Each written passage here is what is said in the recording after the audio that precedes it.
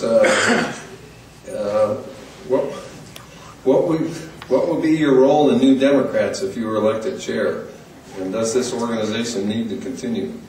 Yes, it needs to continue. It was started by Dick Riley when he was governor. It needs to continue. And when I'm chairman, I'll step down as president, and we'll have a new chairman, new president. I want to go back to something Dick said. Dick was chairman from '98 to 2002. If you're going to take credit for the wins, you got to accept responsibility for the losses. The reality is, 2/3 of the races we lost. At the end of the term, we lost House seats, we lost Senate seats, and we lost 2/3 of the races we'd run in. That's simple math. That's simple history. You go to a website, we can talk about what we did in the middle, we can talk about what we did before, we can talk about the governor.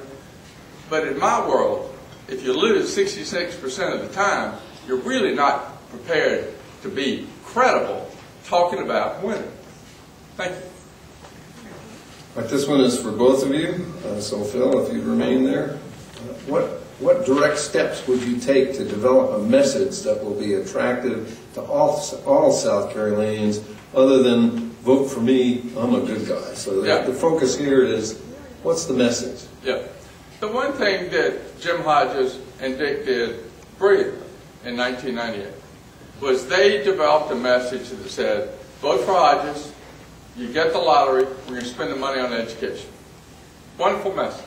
Crystal clear, everybody understood it, and he won.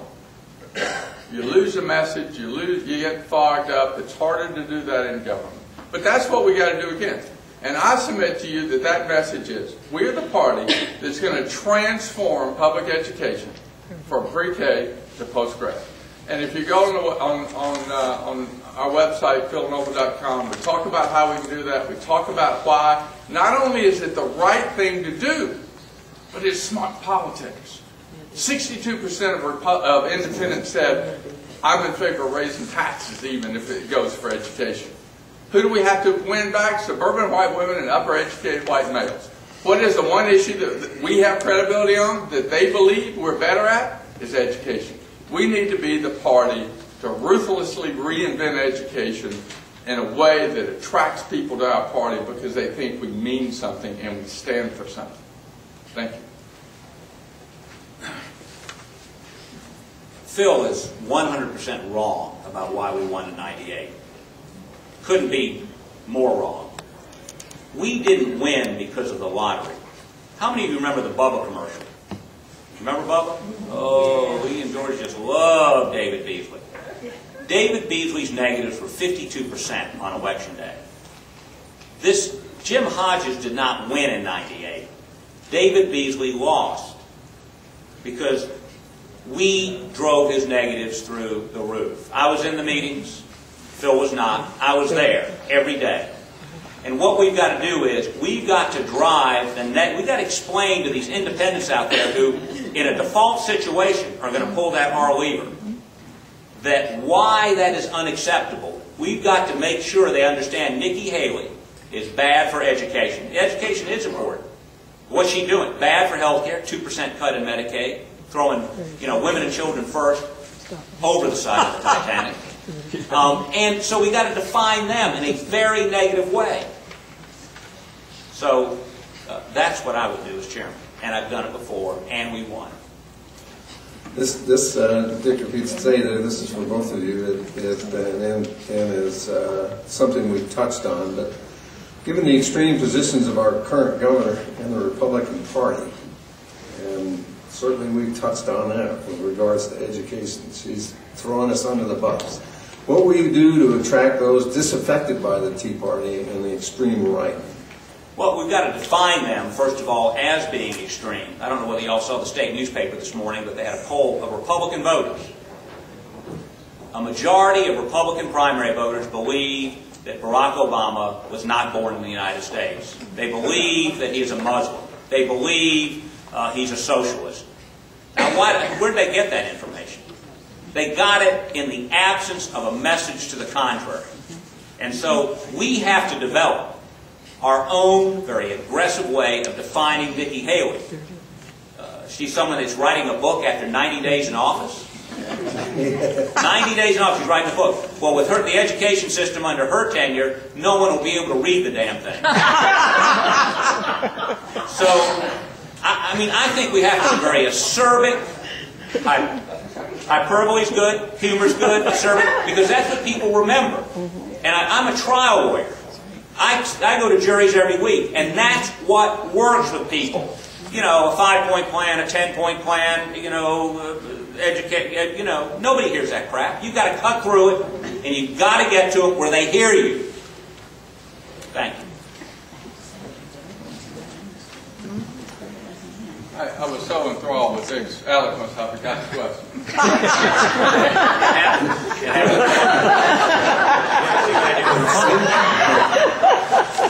Given the extreme positions of our current governor and the Republican Party, what will you do to attract those disaffected by the Tea Party and the extreme right? Yeah. Well, one of the things that we've got going for us in this state is demographics. We've got the highest rate of immigration of people coming into this state. We're among the top 4 or 5. And what they're doing, they're coming down here from Indiana and Ohio, and as much as that drives some of us native sons crazy to say, y'all come to them Yankees.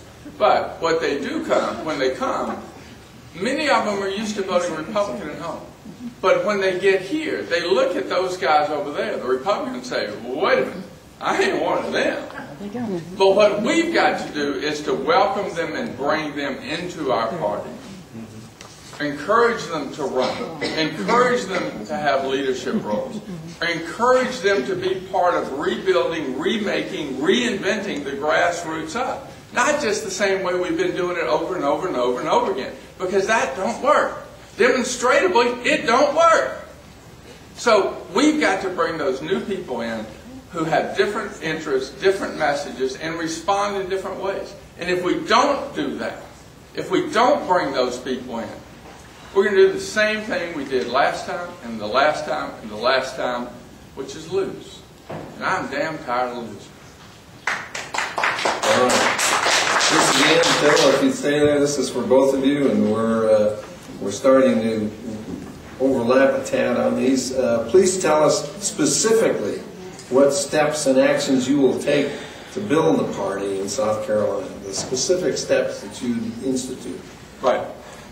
Yesterday, on Tuesday, there was a Rules Committee meeting. And one of the things that came out of that Rules Committee, there was the county chairman of Beaufort, a guy named Blaine Lotz, who's a big supporter of mine. He put forward the idea of creating a reform commission that starts with the new chairman that says, we need to look at every single thing we do. Some things we're doing well. There are some, and we need to keep those. But everything is on the table. No sacred cows, no special interest. Everybody's welcome. We're going to treat everybody respectfully. And we are going to figure out, start to finish, A to Z, what we have to do to reform this party to win. And I've already said, after that meeting, I said the first day that I am chairman, we're going to organize the initial groundbreaking work to start that reform commission. Because that's how we do it, from the grassroots up, listening to people out there who are winning. That's how we rebuild the party, and that's how we win. Okay. Do I get to answer that one? Yes, you do. You know, and the Reform Commission, I think, is probably a good idea. Let me explain this to you. We've got 18 months to an election. 18 months to an election. We've got to raise $5 million, and we have to organize. And I'm sure the party structure needs reforming. But rearranging the deck chairs on the Titanic is not what we should be spending our time doing. What we should be spending our time doing is making sure that we recruit the candidates, get the money, and get them the assistance they need to send Glenn McConnell back here. Y'all need to see more of him. And Bobby Harrell. And the rest of the Republicans who are ruining the state. That's what we need to be doing. Now, reforming the party may be something that folks want to work on in their spare time. But when I'm chairman, you're not going to have any spare time. We're going to be registering voters. We're going to be organizing counties. We're going to be finding out as soon as reapportionment's done whose House district is whose and whose Senate district is who. And by the way, this